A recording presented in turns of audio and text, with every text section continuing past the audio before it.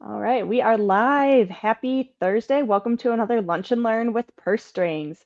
My name is Maggie Nielsen. I'm a partner here at Purse Strings, and we do these lives to share some expertise, get some knowledge out there, get the wheels turning. But then when you're ready to hire a bookkeeper or plan for retirement or sell the business, buy a business, whatever it may be, we have top tier financial professionals willing, ready, and able to serve you. We call those our Purse Strings approved professionals. And Cash is on today as one of our Purse Strings approved professionals to share all her expertise about bookkeeping and how she really elevated a business to new heights of success after they were able to figure out their numbers and use that strategically. But before we dive into all of that, Cash, can you give us a little intro of who you are and what you do? Yeah, well, first and foremost, thank you so much for having me here today, Maggie. I really appreciate it. And happy birthday. I hope that you spend Thank the rest of you. it celebrating. Yeah. I'm sorry, what was the question? Oh, right. What do I do? So this is the worst part of owning a business for me is like explaining what it is that I do. So bad that I actually just went ahead and added it to my name, right? So I'm a bookkeeper.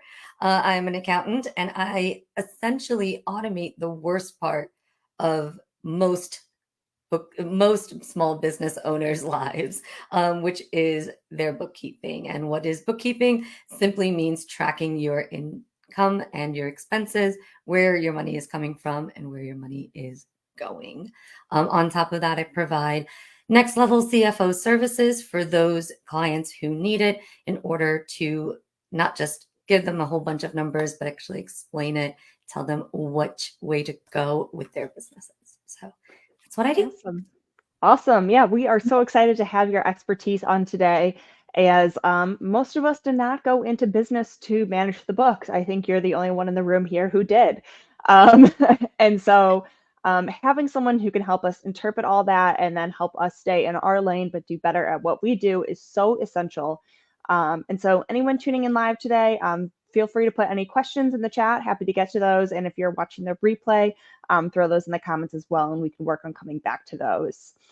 And so today we're going to kind of walk through the story of one of your clients who was they had a marketing company. And so what were some of the reasons why they kind of came to you and thought, hey, we might need, your help in our bookkeeping processes? So, interestingly, they actually came to me through their payroll company. So they went to a payroll company because they were growing. They were up to about 8 employees, and they were having kind of trouble understanding how many employees they could bring on, when can they bring them on, and kind of making those internal decisions about growth. And so I had a relationship with the payroll company. We won't get into it's a longer story as to how that happened. Moving on. And so they were like, "Oh, you know who you might want to talk to? Why don't you talk to Cash?" And so she called me up, and it was a wonderful conversation. It's a husband and wife team, and the husband is out making the sales, doing the pitches, right? Being in his masculine energy and really leading the company. And she is in her feminine energy, kind of in the wings, in the background, being more of a supportive role. And so, accounting and management and finances were not her background. That's not what she did before she started this business. But she's intelligent. She figured out what she needed to figure out at the time.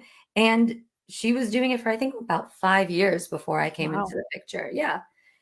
So she was really plugging along. But it was perfectly fine when it was just her and her husband, or her husband and a couple of people. Right. It's a small 5-person team is very different than a 15-person team.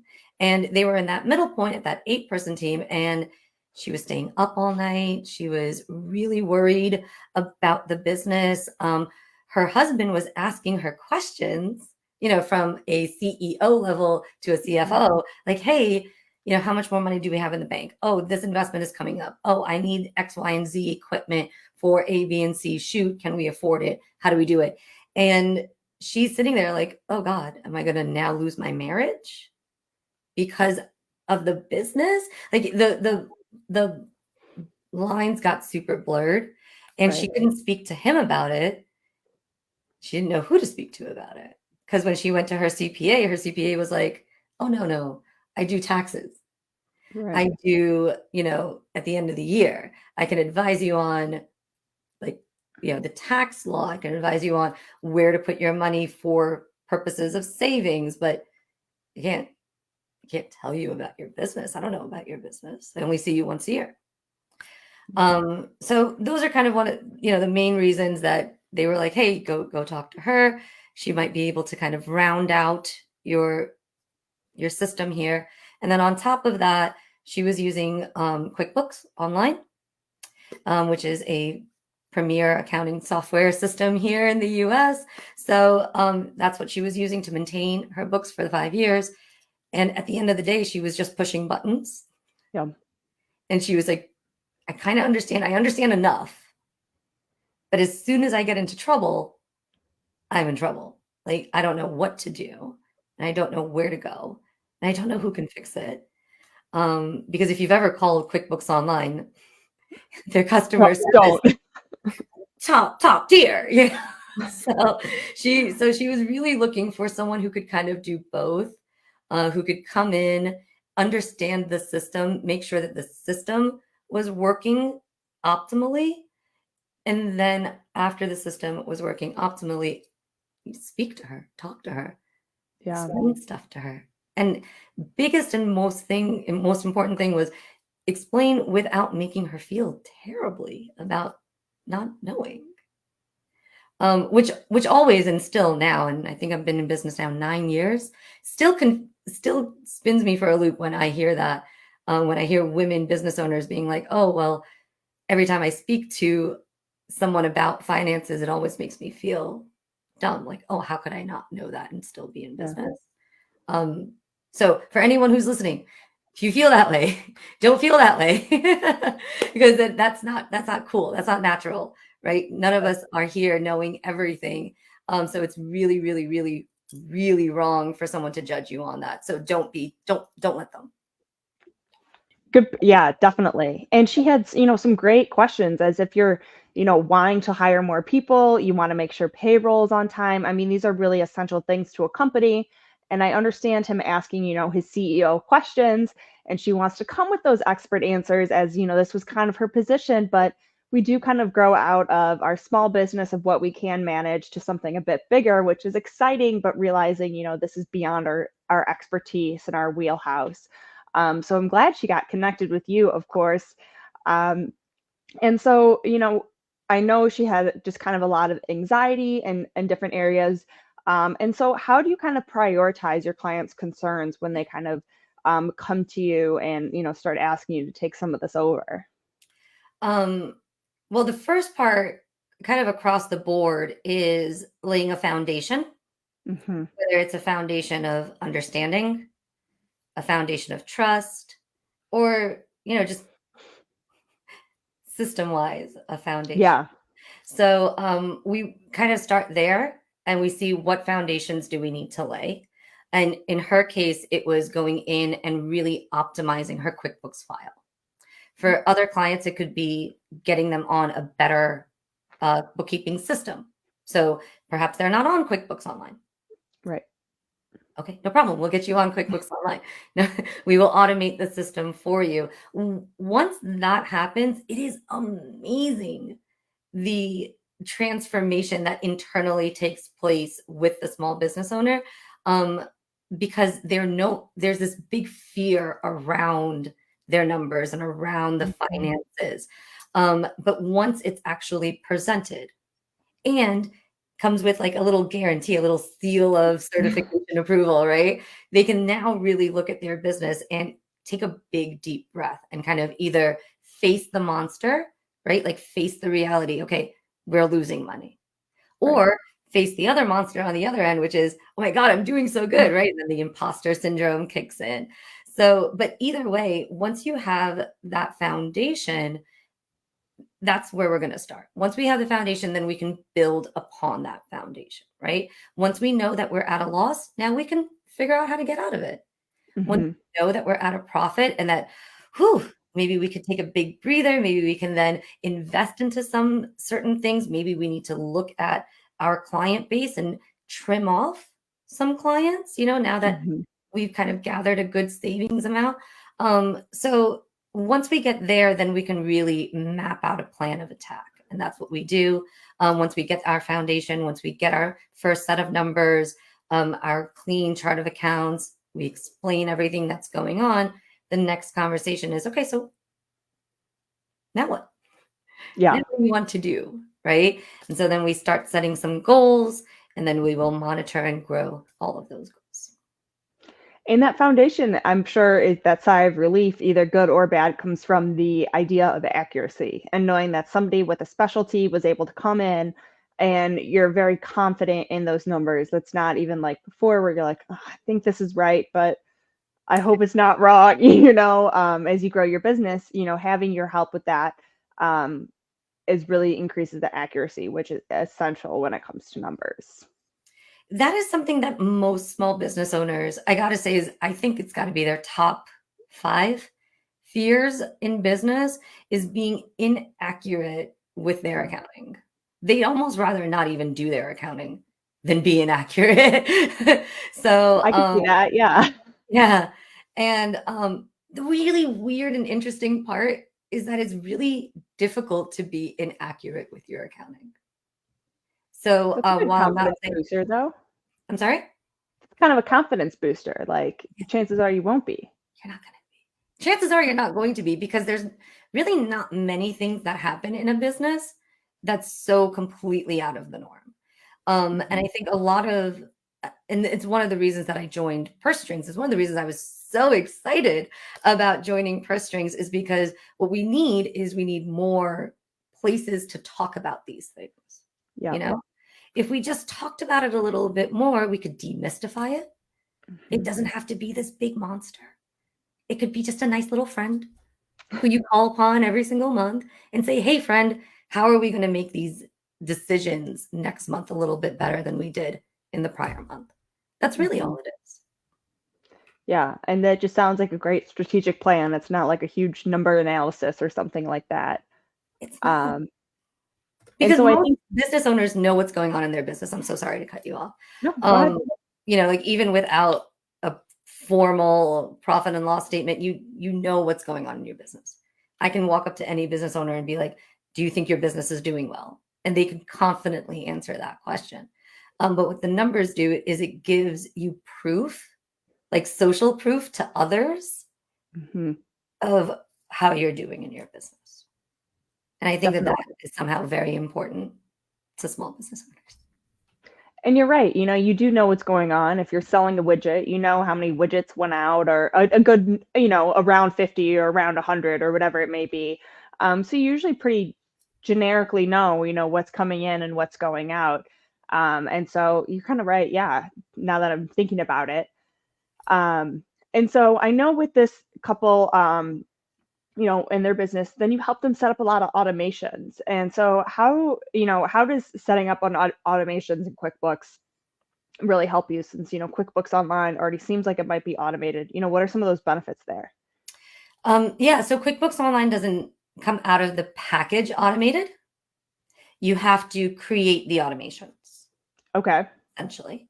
And what it does is, well, it eliminates the bookkeeping. Almost 80%, I tell my clients about 80 to 95% of your transactions can be automated through the system. And that means when you're receiving money, it goes into the money bucket. When you're paying money out, it goes into the correct paying out money buckets, right? So you don't have to worry so much about your categorizations. Um, and you don't have to manually do anything. So Mhm. most, what was the stats? I think it was most small business owners spend um, 5 hours a week on Wow. finances, like whether it's, writing out checks, just in order to maintain the finances. And that includes their bookkeeping, taking receipts and taking copies of it and putting it to here, putting it to there. I mean, all of that's eliminated. Everything's gone. Right. And then you do have that extra level of confidence because it's connected directly to your institutions, whether it's a Mm. bank, whether it's PayPal, whether it's Venmo, whether it's Stripe, whatever it is, you can connect it into QuickBooks and now you know that if you make a PayPal transactions, it's going directly into your books. You don't have to worry about keeping extra track of how your Mm, business is doing. You can also set it up so that it sends you your financial statements via email all by its little perfect. self. Yeah, it's awesome. Um, and so there's a lot of benefits to having just a very good system. And why I recommended QuickBooks Online for them is because it can grow with you. So there's a Mm, lot of other systems out there that are great for when you start, but then when you really need, a balance sheet so that you can go to the bank and take out a $500,000 loan, they don't have that functionality. And now yeah. you're forced to kind of make adjustments on the fly. Where in QuickBooks, we were able to, as they grew, change and adjust their financial statements so that they can get answers to questions that they had internally. Mm, So one of them is they're a media company, but they do several different types of media stuff for their clients. They do photos, they do videos, they do social media, they do websites, they do Google ads. There's a lot of different components here, right? right. And so one of the CEO's question to the CFO was, where are we making the most money? Hmm. Are we making the most money off of videos? Are we making the most money off of running social media ads? Are we making the most money off of taking photos for websites? Where are we making our bank? And so QuickBooks Online allows us to do that. They allowed us to create different channels for each leg of their business. So they knew, oh, you know what? Going into the pandemic, we were really revving up our video aspect of our business and not doing so much web and ads. Well, now it kind of reversed a little bit, right? Because COVID happened, their Hmm. videos went up a huge bunch because everybody was home and needing video editing and more video marketing. And now that COVID's gone, okay, the video's going down. Now we have to go back up into ads. So being able to, take one number and break it up into the parts that you really need to know. There's a big difference between making $100 and making $100 doing something. Right. So Yeah. that's what QuickBooks allows us to do. It seems like that. I mean, if the stat is true, which I'm not saying you're wrong, about 5 hours a week, I mean, that's a lot of time as a small business owner when you're wearing all the hats. So getting those Mhm. automations in, getting that time back, and having accuracy is really a game changer. I mean, you get an extra 20 hours a week, a month, which is huge. Huge. They spend more time worrying and figuring out finances than they do on customer retention and sales. Yeah. And I mean, ask any small business owner, right? And they won't really tell you because it's like, oh, I'm so busy selling, I'm so busy selling, I'm so busy working in my business. But then if you really take the entire year into account, they're also taking 2 weeks off of their business in order to get their finances straight so that they can Right. get their taxes done every year. And then they spend all of this money on taxes because they didn't know about it. Right. And So so being able then to have good numbers and dive into them per project and per area is so essential as you grow a business to know, all right, let's keep putting money there as it keeps growing versus, we need to spend less time there because, that is not making our profits. And that's really how you grow a business strategically, which doesn't sound like they could do before because they just didn't know what they were working with. And I have a lot of clients who have various aspects of their business. Like I sell one thing. I do one thing. All of my invoices exactly the same. They say the one thing, right? Bookkeeping. But that's not true for the majority of my Right. clientele. And I'm not even talking about various products. I'm talking about various services that they offer. Yeah. And one thing that a lot of my clients figure out is which area they need to increase their prices at. Because if Mm, you have an oversaturation of an area and it's actually costing you money to be in that area, you don't realize it a lot of the times because a lot of times that's where your passion is. Those are mm, areas where you're like, oh, you can't afford that. Oh, no problem. Just tell me what you can afford and we'll make it work because that's your passion.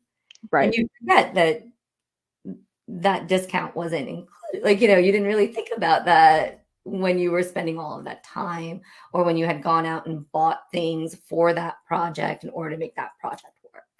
Um, Right. so a lot of my clients figure out like, oh, I'm getting a lot of clients here. I should probably increase my rate here so that Mhm. I could get, more value for the time that I'm putting in. That's so important, especially if we do give away free stuff or kind of undervalue ourselves. We got to, again, check back with those books and see how everything lines up. Um, and so I know, say that again. A lot of women do. So this is Hmm. it's like a disease. I don't wanna say it Yeah. that way, this doesn't sound right, but it's true. But because women are so driven by community, Hmm. we think that that's what we should be doing if somebody really wants our product or really wants our service and they can't afford it, or if they really need it, then it's kind of in our best interest to give it at a discount. Um, so I'm here to rectify that. Please don't do that. Stop doing that. If they really need your services, they'll find a way to pay for it. Definitely. Yeah. And a lot of times, you think it's about this kindness, which it is, but then when you see the numbers, you can see what that direct results realizes results for you. And so, at the end of the day, you got to keep that roof over your head. You got to keep the business running. So like, how does that play out? And so when you see it in the numbers, you actually get the facts versus like, I'm doing a nice thing, give to get, which I get. But there's that other part as well. And so I know this business now has taken off since understanding their numbers. So can you give us a little update of kind of where this business is at today and kind of, what their success looks like? Yeah, so they've grown significantly. I think they are looking for, I think they're not 11, 19th or 20th employee at this point. Wow. Um, yeah, and they are on track to gross 4 million this year. So I'm Awesome. very proud of them. And they have grown every single year. The great thing with this client, why I kind of chose them, is because they've actually gotten, I think it was 1.5. Don't quote me if you're watching, but about 1.5 in additional revenue because of their bookkeeping. Wow. The client first started with, so my client, their client first started with them with a smaller project. But because they were keeping such close track of how many expenses that was going out, and you know how the budget was set up, how all of the reporting was set up, how the invoices were set up, they had so much more faith in giving them all of their video work, Wow. because they were like, well, you know what? You've shown us what your process is and how detailed your process is.